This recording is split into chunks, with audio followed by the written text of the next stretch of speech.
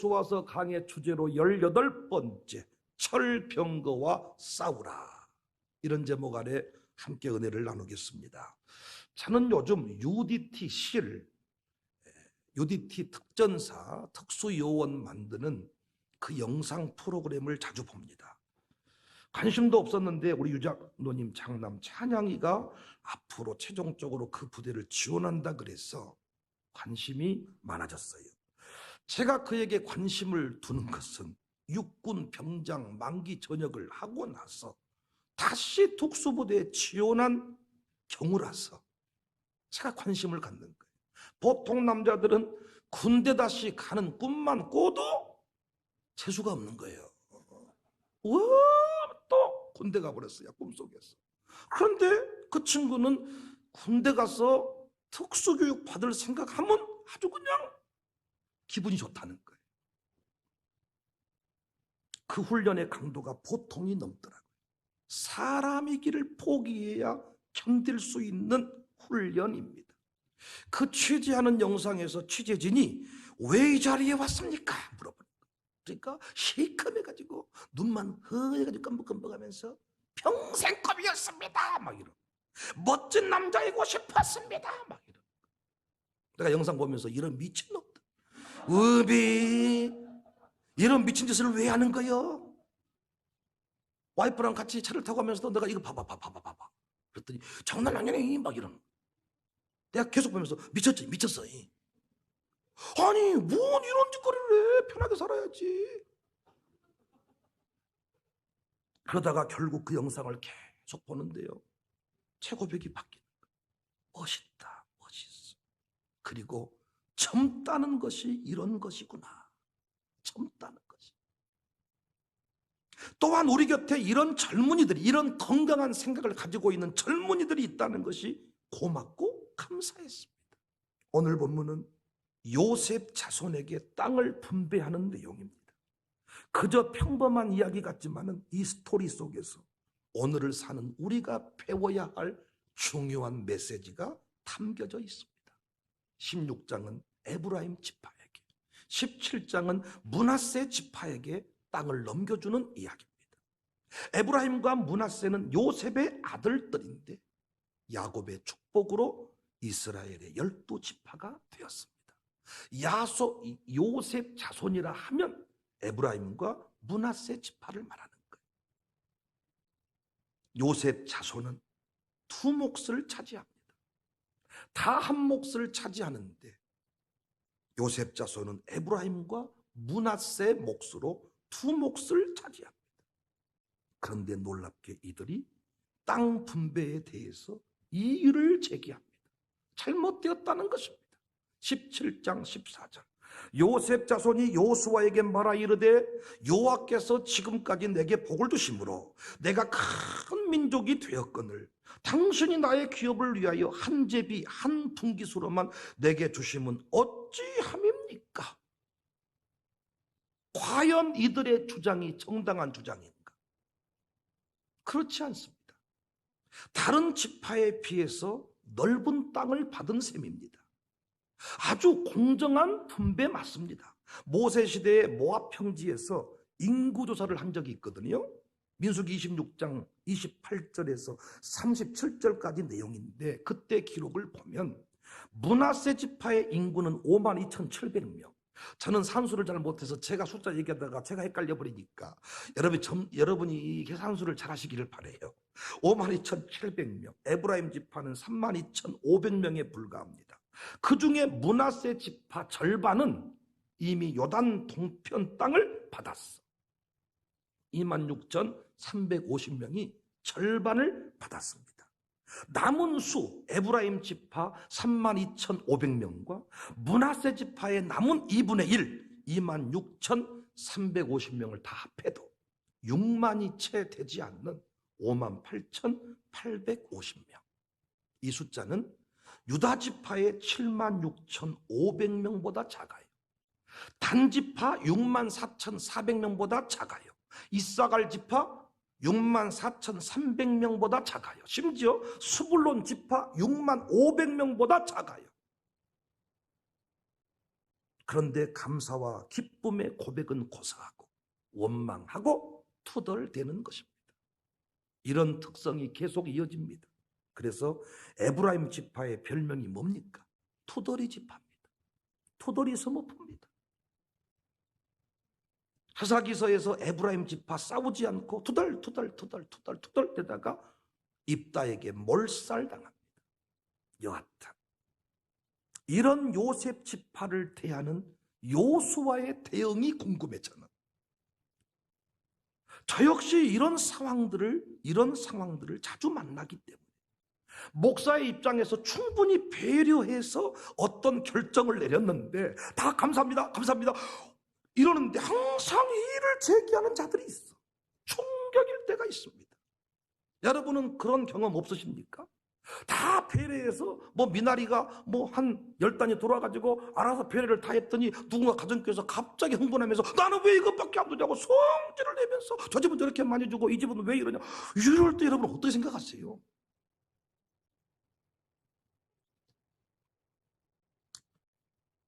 왜 이런 사람들은 항상 이럴까요? 왜 거시기한 그 사람들은 항상 머시기 할까요? 여러 가지 이유를 댈 수 있지만은 분명히 제가 말씀드릴 수 있어요. 두려워서 그렇습니다. 자신감이 없어서 그렇습니다. 열등감이 있어서 그렇습니다. 차마 그 말은 못하는 거죠.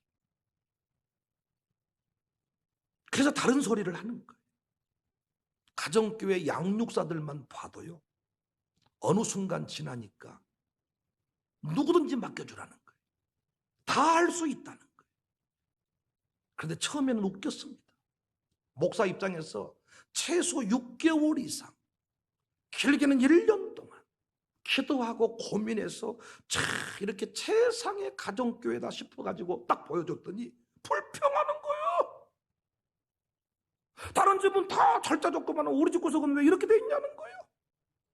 내가 이때 너무 당황스럽고 화가 나고, 그래서 제가 이제는 선택을 받아봐라 그러면 차라리. 그랬더니 말이 없어요. 양육사의 자리가 두려우니까 어떤 사람을 봐도 다 싫었던 거예요. 그런데 양육사의 자리가 이제는 두렵지 않으니까 누구를 보내줘도 어떤 사람 만나도 다 변화시키겠다는 거예요. 오늘 본문에도 그러한 내용들이 나옵니다. 17장 15절 말씀을 보세요. 요수아가 그들에게 이르되 내가 큰 민족이 되므로 에브라임 산지가 내게 너무 좁을진데 브레시 족속과 르바임 족속의 땅 살림에 올라가서 스스로 개척하라 하니라. 참 요수아가 이렇게 시붕시붕 원망원망 불평불평 하는 사람에게 성질을 내고 쫓아내버리고 빼앗아버린 게 아니고 그들의 능력, 그들의 위치 인정해 주는 거예요. 그렇다. 니들이 큰 민족이다. 대단한 민족이다. 그러면서 이야기하는 게 개척해라. 대단하니 너희들에게 능력이 있으니 이 살림을 개척해라. 이 산을 뒤집어 엎어버려라. 그러면 더 넓어질 것이다. 더 커질 것이다. 하지만 요셉 자손은 전혀 딴소리를 합니다. 17장 16절.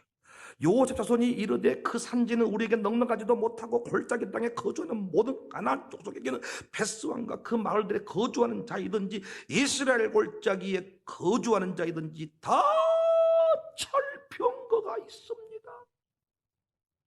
그들은 무슨 말을 해도 싸울 마음이 없어. 억울해서가 아니라 뭘 본 거예요? 철병거를 본 거예요.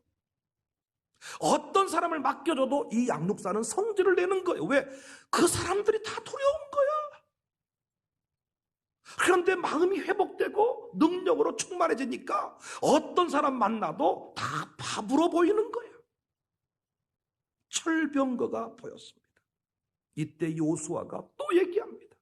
17장 17절 18절. 요수아가 다시 요셉의 족속 곧 에브라임과 므낫세에게 말하여 이르되 너는 큰 민족이요 큰 권능이 있은즉 한 분깃만 가질 것이 아니다. 그 산지도 내 것이 되리니 비록 살림이라도 내가 개척해라. 그 끝까지 내 것이 되리라. 가나안 족속이 비록 철병거를 가졌고 강할지라도 내가 능히 그를 쫓아내리라 하였더라. 달라도 너무 다르잖아요. 요셉 지파들은 안 된다, 못한다. 그 땅은 좁다니까요. 안 된다니까요. 힘들다니까요. 우리는 다 틀려먹었다니까요. 철병거를 우리가 어떻게 이기냐니까요. 요수아는 다릅니다. 오히려 너는 큰 민족이다, 큰 권능이 있다, 내가 능히 그들을 쫓아내고도 남을 것이다. 이번 선교 기업들을 분가하면서도 이런 비슷한 상황들을 경험했다. 제가 여러 차례 말씀을 드렸어요. 저는 지금도 하나님의 이름으로 청사교회 이름을 걸고 세워진 선교 기업들 대박을 저는 의심하지 않아요. 된다고 믿습니다. 열린다고 믿습니다. 그런데 막상 우리 안에 그렇게 믿는 사람들이 많지 않더라고요. 제가 오죽하면 점심시간에 언제부턴가 직원들과 밥을 먹지 않았을까요? 양쪽에서 맛있는 밥이 막 보글보글 사골 끓이고 곰탕 끓이고 뭐 뼈다고 찾고 뭐 닭 잡고 오리 잡는데 제가 저같이 먹기 좋아하는 사람이 언제부턴가 같이 밥을 먹기 싫더라. 여러분이 인간적으로 싫어진 게 아니고 밥을 먹을 때도 우리가 그 잠깐 교제할 때에도 가능성을 이야기하고 꿈을 이야기하고 하나님께서 베푸실 영광을 이야기하고 우리가 진짜 더 험할 때에도 꿈 얘기하고 살았거든. 우리가 이 동네가 진짜 더 험악할 때에도 하나님이 이 땅을 국제적인 도시로 바꾸어 줄 겁니다, 이런 얘기할 때마다 아멘하고 살았는데 상황이 더 좋아지고 환경은 뭐 그때와 비하면 천지가 대개벽되고 은행도 놀래고 방송국도 놀래고 모든 지역 유지들도 놀래는데 정작 우리 안에는 서서히 언제부턴가 오늘 본문의 요셉 지파와 같은 마음들이 가득하게 된 거예요. 놀랍게 이번에 중리학이 오픈 예배 때 그 중리학이 대표 임영서 씨를 만났어요. 그가 크리스천이라는 말은 들었지만은 그 정도로 믿음이 좋은지 몰랐습니다. 2003년 설립된 기업인데 현재 국내 약 460개 이상 가맹점이 있고 중국에도 46개 지점, 미국과 싱가포르, 베트남까지 확장 중인 기업인데 이 임 대표가 신학 공부한 사람, 신학 공부하고 나서 자기는 돈 벌어야 되겠다 이런 어떤 사명감이 느껴져서 다시 자기가 사업판에 뛰어든 겁니다. 비즈니스계. 자참했더라고요. 뭐 한두 평 되는 곳에서 솥단지 걸어놓고 자기 아내랑 죽을 써가면서 어떤 죽을 만들 것인가. 문제는 그때 그 부인들이 욥의 아내처럼 정신 차리세요 이렇게 가지고 언제 돈 벌어가지고 망할 거예요. 이러면 솥단지 엎어버리고 나가는 것이죠. 그런데 같이 죽을 썼다는 거예요. 같이 죽을 쓰고. 그래서 보니까 그 부인이 믿음이 더 좋은가 봐요. 그래서 이번에 그런 말 하더라고요. 이런 예배 자리인 줄 알았으면 제 와이프까지 데려올 건데 그랬다고. 그러면서 그 본사에서 파송한 직원 얘기를 들어보니까 이렇게 대표께서 커팅식까지 참여하고 예배까지 와가지고 본인이 친히 중리하게 설명하는 이런 케이스는 460개 지부 세우는 동안 없었다는 거예요. 그런데 그가 어떤 얘기를 하느냐. 인생의 가장 행복한 사람은 도전하는 사람이다. 회사의 구호도 열정적으로 하면 안 되는 것이 없다. 그래서 자신은 도전하지 않고 무기력하게 산다면 먼 훗날 죽음 앞에서 너무 후회할 것 같아서 되든지 안 되든지 기회가 주어지면 도전한다는 거예요. 결과는 다음이고 도전한다는 자체가 행복이다. 그래서 지금 그는 상당한 기업의 CEO가 됐지만 지금도 그는요 계속 도전을 하더라고요. 자기 원래 또 꿈이 있었는데 배우가 되는 게 꿈이었어. 배우, 연기.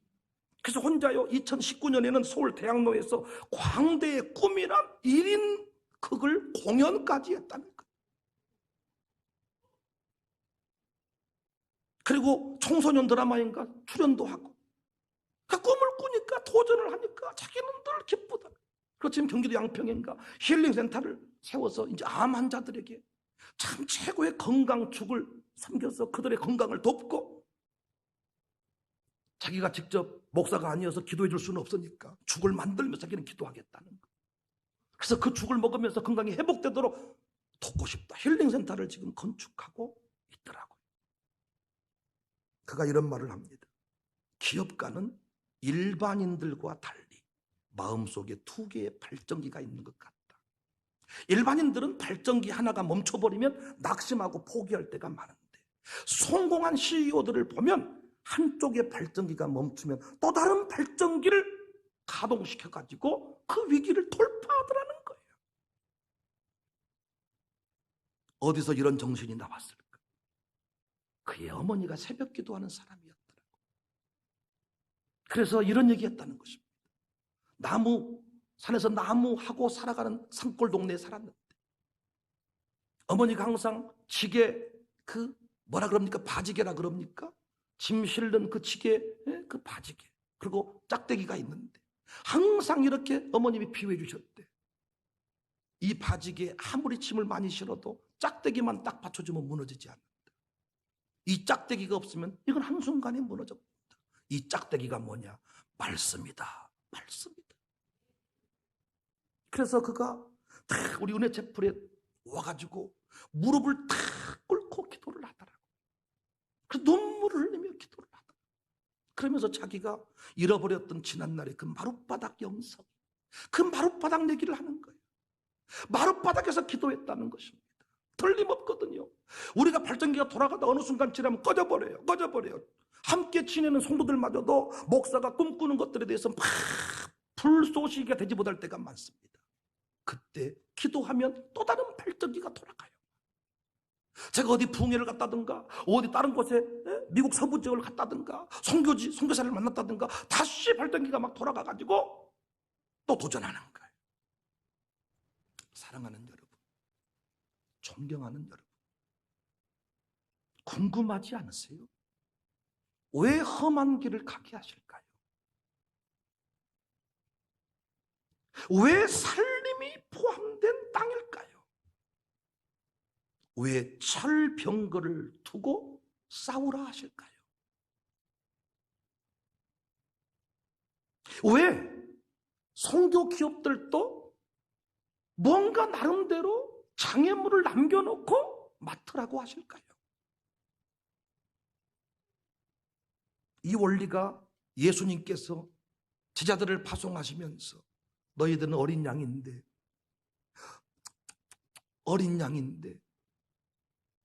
파송한다. 근데 꼭 이 때에게 너를 보낸 것 같아요. 어쩌스까이? 이랬습니까? 가라. 내가 세상 끝날까지 너와 함께 할 것이다. 왜 철병거가 있는데 가라고 하시느냐? 왜 평지가 아니라 살림을 향해 가라고 하시느냐? 왜 험한 길을 가라고 하시느냐? 아멘 할 준비 좀 하세요. 여러분과 제가 하나님의 사람이기 때문입니다. 하나님의 사람이 아니면 평지만 가게 하시겠죠. 돈 되는 곳만 가게 하시겠죠. 여러분과 제가 하나님의 사람이 아니면 이 동네에서 우리가 돈 되지 않는 일은 할 필요가 없어요. 우리는 하나님의 사람이기 때문에 정치적으로, 경제적으로, 지역 경제학적으로 풀리지 않는 문제들을 우리는 하나님의 산수로 해결해 가는 것입니다. 어디를 가든지 하나님이 함께 하시면 그 땅은 천국이 되지만 고급 별장에 살고 최고급 아파트에 살아도, 아파트를 3채 4채 놓고 살아도 하나님이 함께하지 아니하면 그 인생은 수월이 되는 것입니다. 바다 깊은 곳이라도 하나님이 함께하면 간증을 만드는 기회의 땅이 되지만 하나님이 함께하지 않으면 평지라고 할지라도 그 땅을 다스리지 못합니다. 그러므로 철병거 앞에 주저앉으면 안 됩니다. 언제나 믿음의 사람들에게 선택을 요구하실 때 보면 철병거를 그대로 두십니다. 홍해바다를 남겨두십니다. 그러니까 돈 많고 빽 있는 사람이 차지를 못하는 거예요. 누가 홍해바다가 있는데 뛰어들겠습니까? 안 그렇습니까? 누가 교회 부채가 산더미처럼 있는데 감히 내가 하겠습니다 달려들겠습니까? 결국 누구 차지가 되느냐? 믿음의 사람의 차지가 되는 것입니다. 어떤 직장 가도 어디를 가도 다 철병거가 있는 거예요. 철병거가. 그래서 그 철병거를 바라보지 말고 말씀에 집중을 해야 돼. 묘소가 뭐라고 말해요? 철병거가 있는데 너는 권능이 있잖아. 너는 큰 민족이잖아. 마땅히 네가 이긴다니까. 할 수 있다니까. 그래서 여러분 사람을 가려서 만나세요. 안 된다, 못한다 하는 사람 만나면 도전의 자리에서 밀려나게 됩니다. 그때 말씀에 붙들린 사람을 만나셔야 돼. 믿음으로 무장된 사람을 만나야 돼. 아야, 살림이니까 네 땅이지. 아야, 산을 파버리면 더 넓어질 것 아니냐. 가버리자, 해버리자. 어디를 가든지, 아니 그런 고난이 없겠습니까? 아니 어떤 교회 가든지 간에 그만한 고난이 없어요? 어떤 교회 가든지 간에 그만한 시험이 없을까요? 어디 가든지 시험이 있고 어디 가든지 고난이 있고 철병거가 다 있는 거예요. 인생의 강적은 어디든지 있습니다. 여러분은 강적이 없으셨나요? 가는 곳마다 있습니다. 저 새끼만 없으면 참 편하겠는데 그놈이 죽으면 또 나옵니다. 강적이.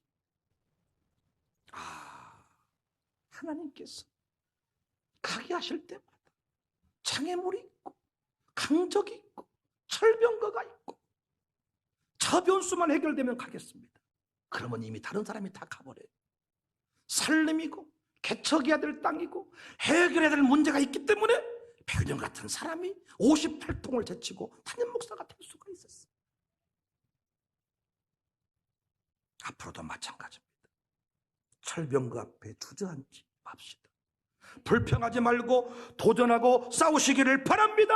아멘 할 준비하세요. 누구든지 변화시킬 수 있다. 내가 가는 곳은 그 땅이 명당이 된다. 할렐루야. 어디든지 가겠다, 무엇이든지 하겠다 마음을 먹으면 관계 사이즈부터 달라지는 거예요. 노영창이도요, 처음에는 무엇이라고 시붕시붕 했었더니 어제부터는 빵집 문을 열어놓고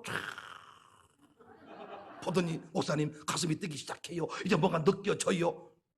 처음에는 모든 게 안 된다는 이유뿐이지만 결단을 딱 하고 보면 이제 그때부터는요 된다는 사람하고만 놀고 싶어요. 처갓집도요 안 된다 그러면 가기 싫어버려요.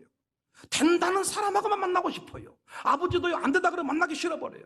당분간 뭔지를 되기 전까지는 안 만나고 전화 다 끊어버립니다. 아마 이제는 노영창이가 모르긴 모르지만 나를 많이 찾아올 것 같아요.